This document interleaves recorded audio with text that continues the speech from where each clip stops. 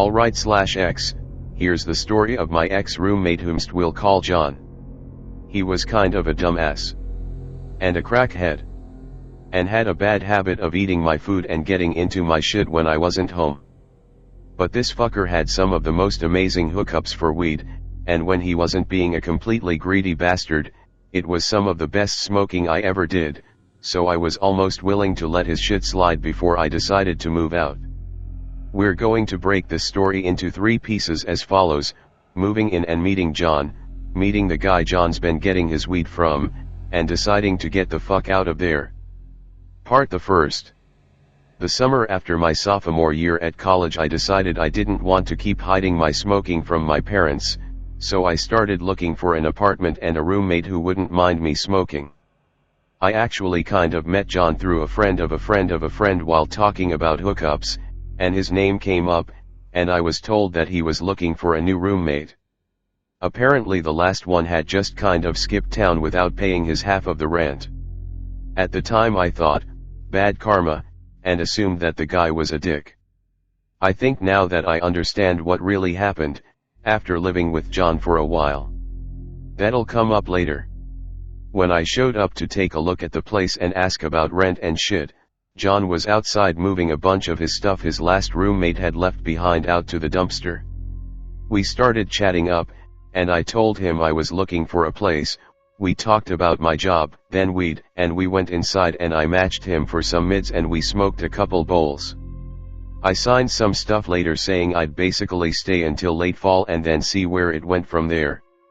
I thought I saw some useful shit like a lamp or something, so I went back later and kind of picked at the dumpster. The last guy had ditched all sorts of stuff he could have at least sold before taking off. Textbooks, etc. I ended up taking a lot of it and selling it. It ended up paying my first month's rent or so. John was pretty cool at first. He had a pretty consistent supply of sour diesel and some OC Kush that smoked like a dream. He claimed that his dealer got his stuff from a bunch of local growers. I didn't really care, he'd sell it to me cheap and I could leave my pieces out in the open without worrying about drama. By the 3rd week we'd settled into a pretty steady routine of getting blazed Wednesday night. I worked Thursday, Friday, wake and bake Saturday, invite some friends over Sunday and smoke, work Monday, then maybe work Tuesday, otherwise just kind of winging it.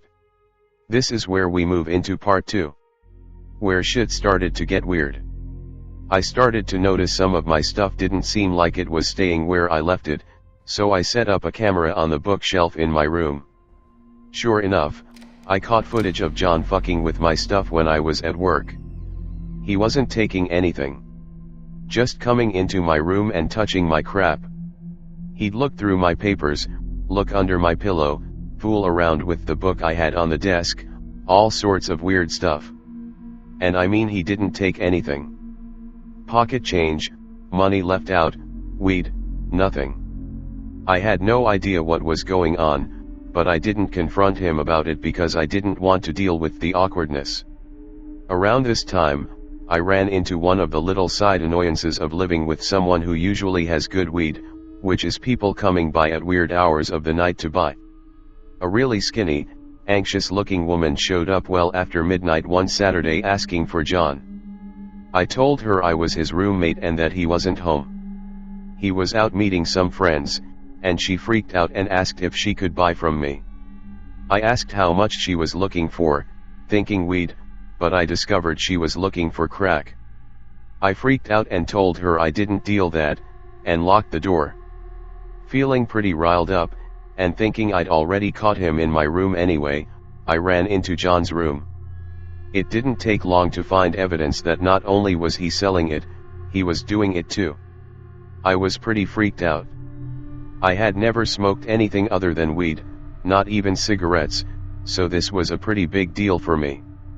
When John got back, sometime around 5 a.m., I tried to talk to him about the woman that came by, but he was barely understandable, so I just let him go to his room and pass out. I went back to my room and locked the door, feeling thoroughly disjointed. I was almost asleep, when I heard something fiddling around with my window. The AC was kind of shit, so I had left my window open a crack with the fan on for a breeze. When I looked up, someone was hunched next to the sill, fucking with the screen like they were trying to get in. I shouted and threw a book, and they ran off. I went out into the kitchen window to see if I could get a look at them as they took off, and I kind of regret it. Whoever it was, they were apparently naked. I saw someone pale and bony tearing off between cars and into the bushes across from the apartment. I didn't sleep for the rest of the night. When John finally woke up, I confronted him about the woman and the weird naked guy trying to get into my window. I assumed it was another desperate crackhead. I had a hard time staying angry at him because he got genuinely sorry, begging me not to leave because I was a great roommate, saying he'd buy me an ounce of strawberry cough to make up for the trouble, so I said fine. He told me he'd been trying to quit the crack for a while and didn't even sell it anymore, and that anyone who showed up in the night was probably just really, really hard up for a fix, or else they wouldn't even have thought of him. Then he said he'd introduce me to his dealer on Saturday, which brings us to part 3. This is when I started to realize that I needed to get out of there, even if it meant moving back in with my parents or just being fucking homeless. That Saturday, his dealer, who we'll call Louis, came over. He was a really clean, well-spoken white guy in his 40s. Really neat cut hair, clean skin, etc.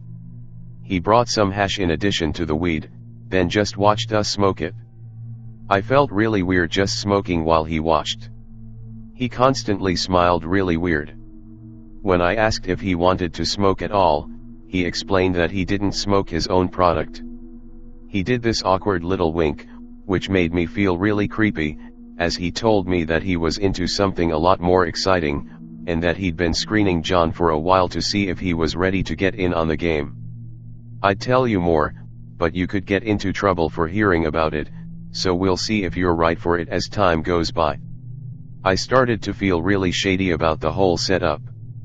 Granted, I smoked myself retarded that night, but in the morning, I decided that I wasn't going to smoke anything for a while.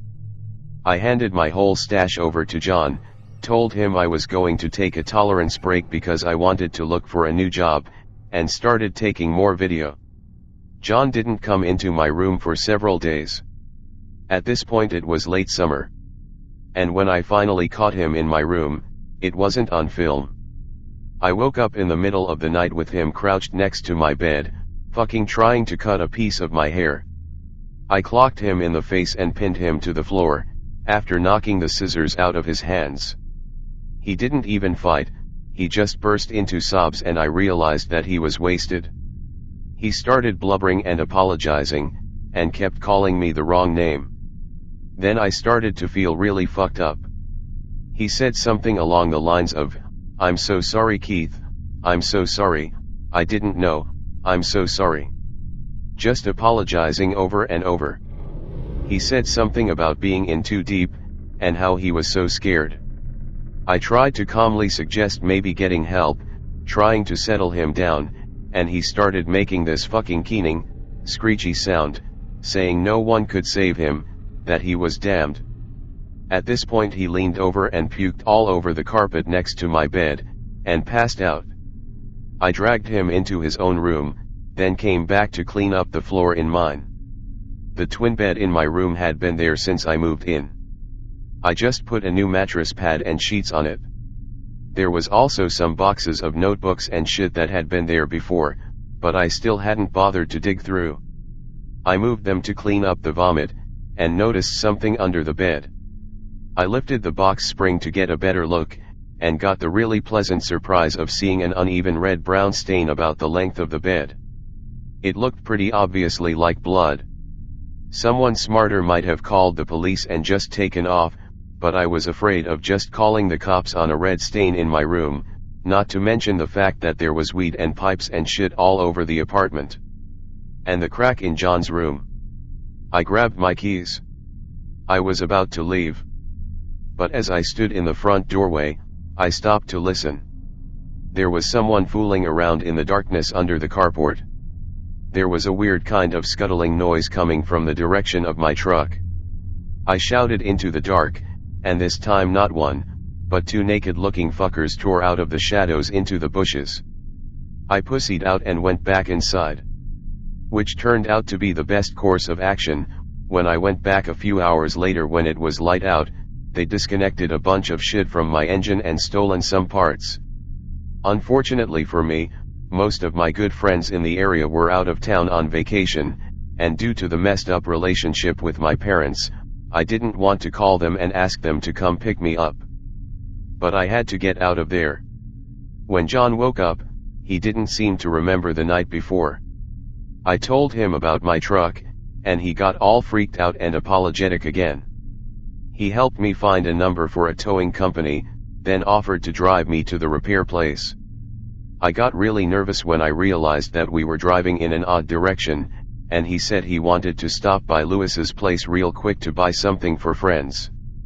I should probably mention that I hadn't seen any of John's friends at the apartment for a few days.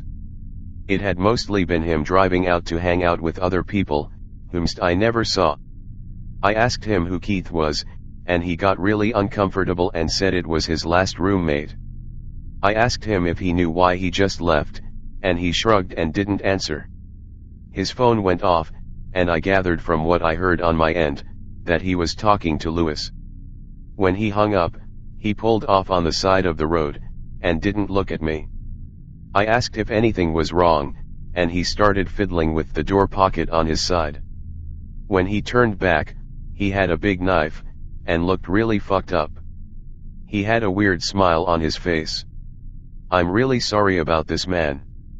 Before he could even move, I clocked him for the second time, grabbed the knife, then booked it out the passenger side. I was in a weird neighborhood I didn't recognize, and I was terrified. Running through people's backyards, jumping fences, clutching this big-ass knife that I was determined not to lose because it was evidence.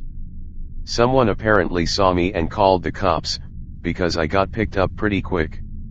I explained the situation as calmly as I could.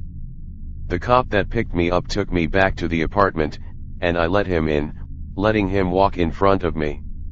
I could see him looking over at all the weed shit, but when I showed him the stain under the mattress, he got really serious and told me that I would need to come with him to the station. In the end, I moved back in with my parents for a month or two, and they paid for a lawyer for me, because my room was basically spotless drug-wise. I didn't get any flack for that. I never heard anything more about Lewis, but I did find out about the blood in my room. Apparently, it was a match for Keith, who was missing. John got taken on suspicion of murder, along with a lot of drug charges, and last I heard, he killed himself in his cell. The police kept the knife, and they never found my camera. It was gone from the apartment. To this day, I have no idea what happened to it. I swear I saw one of those naked fuckers lurking outside the house a few weeks after the trial was up, but I can't be sure. I was sober after that first night with Lewis, and it's still really rare for me to light up at all, even with close friends. No moral or anything, I just guess the lesson I learned was that if I have to choose between smoking it in the open, and living with my parents in my 20s, if it means a threat to my life, I'm going to deal with paying rent to my parents. That's my story / X-Files. Peace.